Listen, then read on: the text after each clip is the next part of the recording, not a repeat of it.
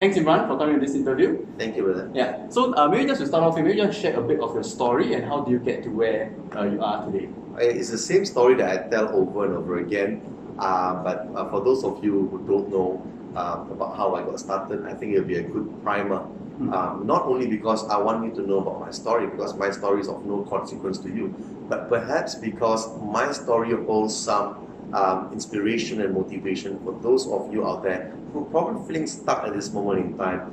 You're not sure about what to sell, how to sell, and how to even get started at all. You see, the first step is oftentimes the scariest, biggest step, right? So I hope that this little interview that we're having over here, if it does nothing else, it helps you as the viewer to take that first single step. So how I got started again, I just structured this very quickly. 3-time dropout, Singapore Polytechnic, Uni SIM, Central Coast University, twice from psychology. Don't ask me why. I thought it was a sexy subject, getting me the sexy girls. Didn't happen, dropped out after 6 months each. Wasted a lot of my parents' money, let them down. It was only after I decided to turn the National Library at Buddhist Library to become my university, so to speak, that my life began to change, that my income began to really rise quickly, that my freedom of time came in abundant waves to my life.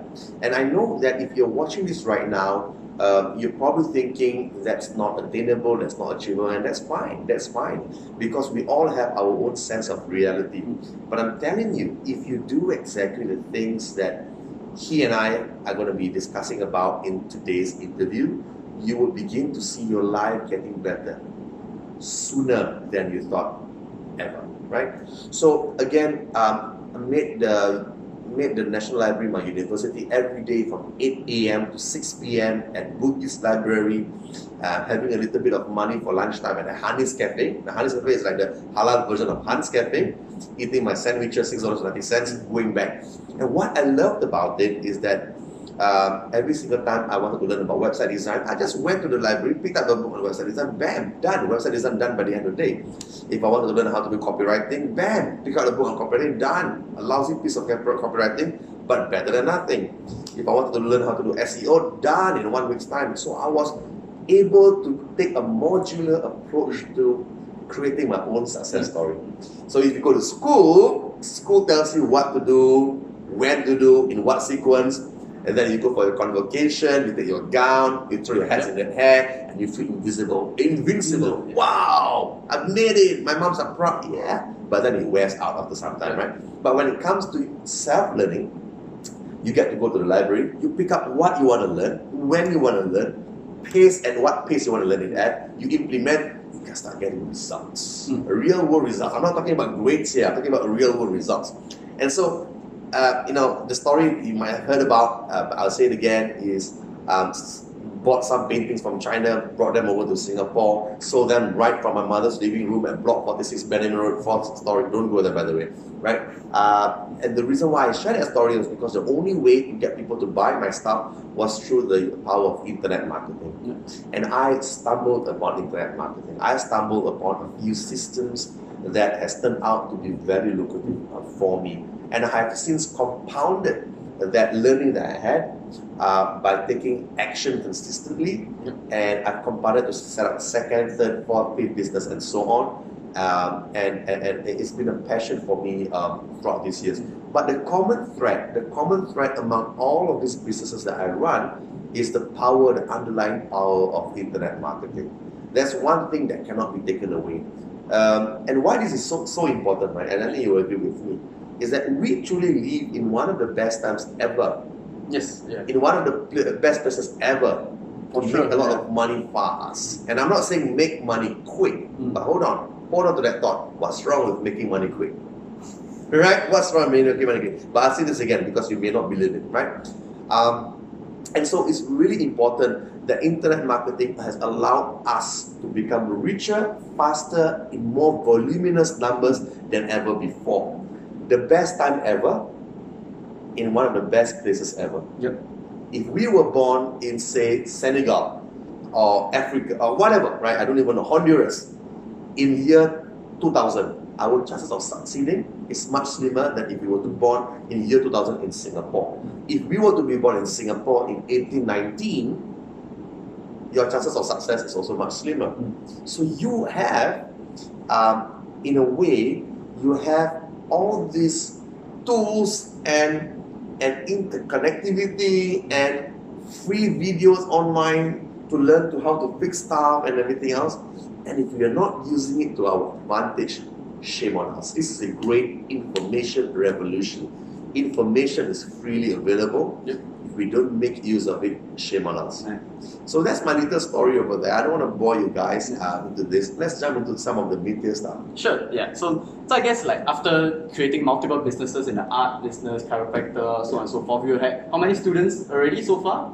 I don't count my students. I count my success stories though. I've created hundreds of success stories that have been documented. Okay. And these aren't people saying that, hey, this course was great or hey, Imran was friendly. No. Yeah.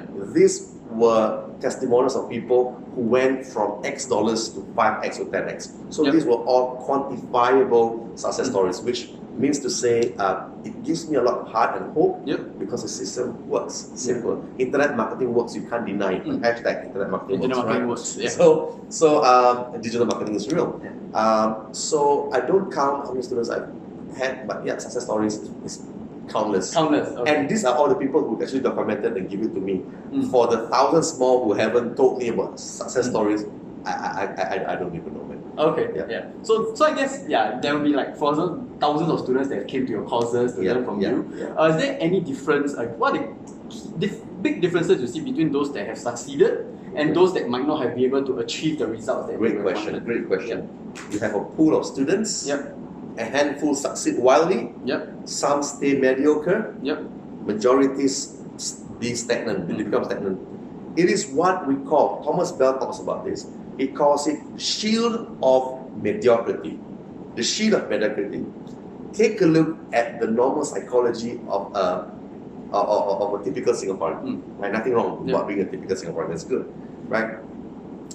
We look towards certificates. We look towards formal education. We look towards formal forms of learning as a way to get ahead. So, for example, most people, when they're feeling stuck, midlife crisis, 45 years of age, they don't know what to do. What do? Sign up for the MBA program, sign up for a PhD program, higher learning they call it. Why?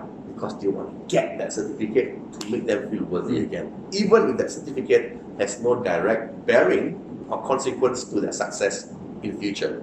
So that's why I said the shield of mediocrity. So a lot of people, for the very same reason why people upgrade to MBAs and PhDs, to feel adequate again, to feel that they have an edge again, is they go for courses.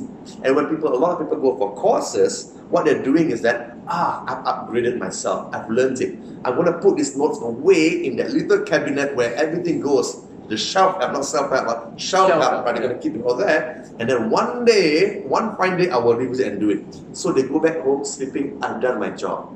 I've done my part, I've invested in the course. And one day I shall take action. And that's the problem. They've just bought themselves the false belief that they have a shield of mediocrity.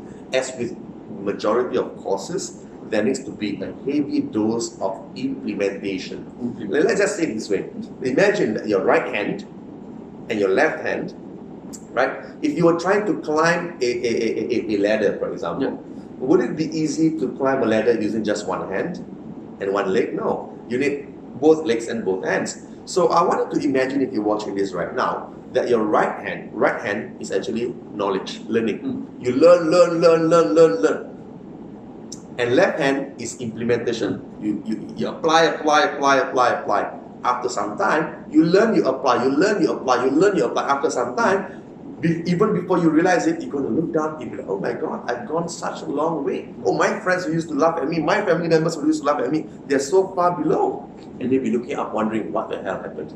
You know? And that's all there is to it. Massive learning, massive implementation, they go hand in hand. You can't just implement blindly without learning. You have to climb with one hand. You can't just learn without applying as well. Just trying to climb with one hand.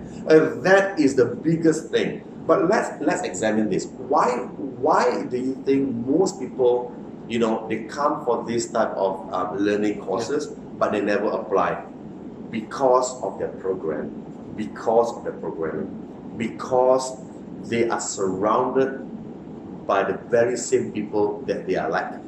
You know, birds of a feather flock together. My teacher used to call me one of those people, right? One of those naughty kids in school, birds of a feather flock together. But the only reason why I'm saying this is that because if you want to succeed, you've got to change not only who you are, you've got to change who you surround yourself with, and it's true. Because their words, their actions, they either empower you or they poison you. You become an aggregate of the people around you, the company that you keep, and the books that you read. So it's very important that someone, when they say they want to develop themselves and they say they want to attend a course, it's very important that they also work on themselves. They work on themselves. So, for example, if I liken you, for example, if I liken you to becoming a balloon, right? You're a balloon. This is your earning capacity. This is your mindset capacity. This is your thoughtfulness capacity. You will only grow to this part. You don't actually expand unless you expand the bloody balloon itself that you're actually in. And when you expand that, you're allowing more wealth and more opportunities to come into your life. And that can only happen when you surround yourself with winners. I'm not asking you to weed out losers in your life, right? Because everyone has a winning and losing cycle. You should always be there for friends or whatever. I'm just saying, try to find a good ratio. Try to find more winners into your life. People who have a can-do attitude. People who have a yes, I can winning mindset attitude. If you surround yourself with, oh, nothing can work.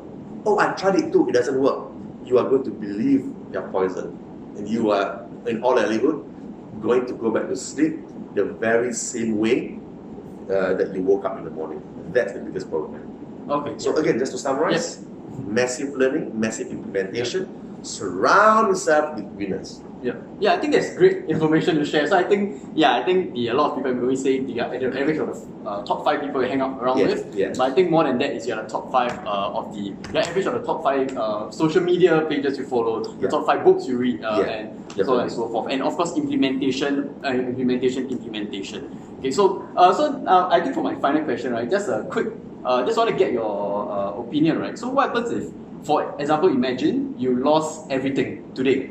You lost all your money, you lost all your reputation, and you only have your skill sets. Right. What would you do? So here's the question. I lose everything. You know, I'm stranded in a city. With Wi-Fi connection. My wallet stolen, left with $100, $200. And you know, no reputation at all. So I can't call on my contacts or no, I can't. What would I do to get back to where I am and beyond? Beyond. We bounce back and we bounce back hard, right? Simple. What I would do is that I would ask myself, what is it that I already know? Because inside everyone, they've gone through a journey, or they have I know you said no skill sets. Let's say I don't know internet marketing, right? So let's say I'm good at public speaking. I'm not, by the way. Let's say I'm good at public speaking. Or let's say I'm good at life coaching. Or let's say I'm good at baking.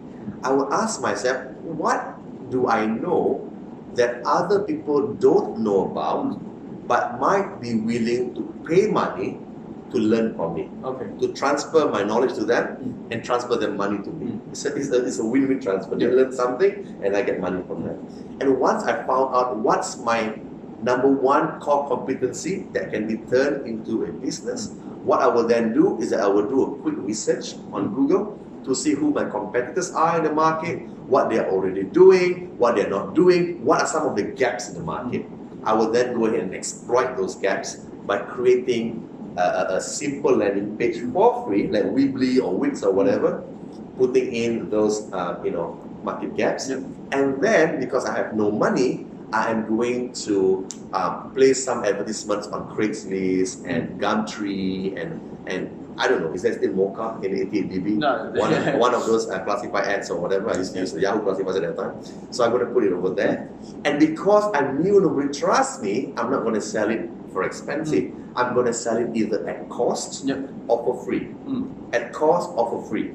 If it's something that requires capital like baking and stuff, I would actually sell it at cost to get testimonials first. If it's something like life coaching, it's just my saliva and a bit of time and just some coffee, I'm probably going to do it for free. But after every single time I've helped someone at cost or for free, I'm going to do this and take a photograph.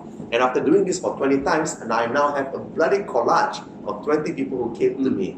And people are going to start wondering, who is this person that many people are coming to? It's a mental hack, right? One person, people are coming to them over and over again. Which is what actually happened when I was at a service office like 5 years ago. I would have appointments at 8, 9, 10, 11, 12, 1, 2, 3, 4, 5, 6, 7 until they had to keep me on at 7 p.m. It got to a point where I was getting so many people coming in every single hour that the person who takes my call, they wouldn't say, Imran, your guest is here. They would actually say, Imran, doctor, your next patient is here. But my point is because I got that kind of people lining up to come because I always documented stuff. I always document. Let's just see, when I'm taking a photograph with you, for example, you're not saying anything. You're not saying I'm good. But the mere fact that you decided to do this with me and doing this, when I do this, what's going to happen? There's going to be that implied authority that you came to me and you got freaking value from me. If I do this enough times, it's going to give this mental hack to the community watching this. Oh, I don't want to miss out. I want to grow too. Does that make sense? So I've spoken about finding your core competency, finding out your market gaps, putting up a landing page, putting it up on free Craigslist and whatever 88dB and whatever stuff. Offering it at cost or for free, getting in all your testimonials and success stories, and then I start charging. And when I start charging, now I have money, right? I have money. Or I can start charging the new guys, or I can just upsell the old guys who came for free. So for example, if you've got so much value from me from free, I'll be like, hey, did you know that I can also create a website for you? So the free is I'm teaching you how to create a website, but then you like it because you've got so much value of 2 hours. At the end, it will be a natural extension. Some people are going to ask me, hey, Imran, can you just do it for me instead? And I'm like, oh, okay, how much?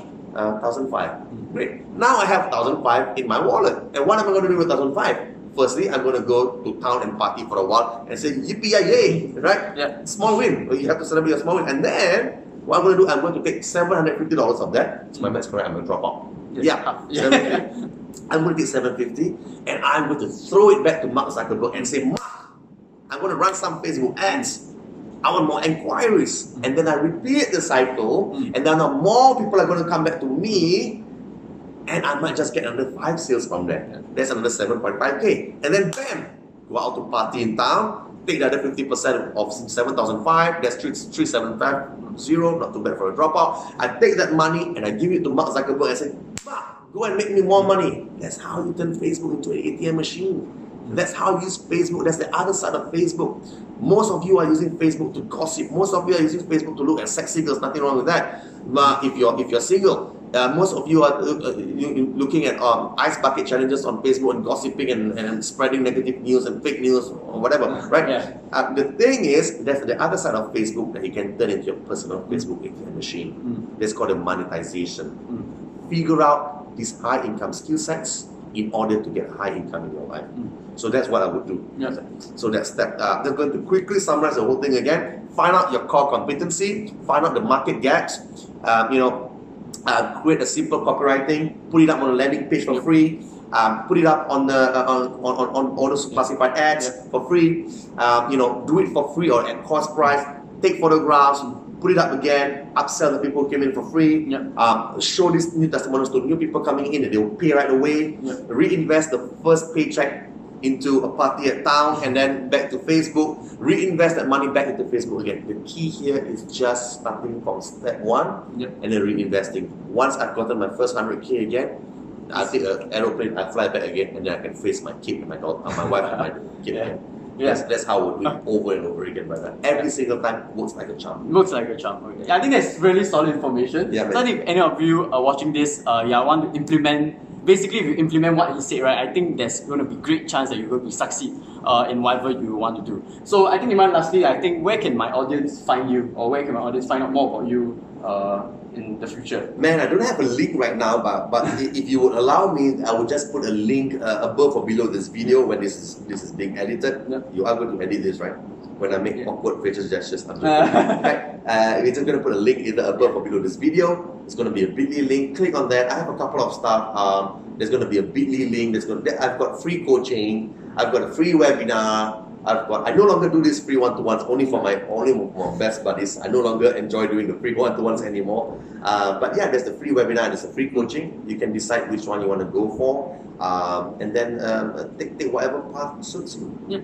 Okay. Yeah. So personally, I also referred one of my good friends to join Imran's program. I think after that, he actually really accelerated his presence. Thomas Chen. Oh, okay. Thomas. Yeah. Oh, the guy who does videos now. Yes. Okay. Yeah. So after that he really learned and he really applied, and then now he's I think he's giving talks and seminars. He's an authority in the industry. The authority in the industry right now. So so thanks everyone for the interview. So Thank you very much, hope to see you soon. And thank you very much. Yeah.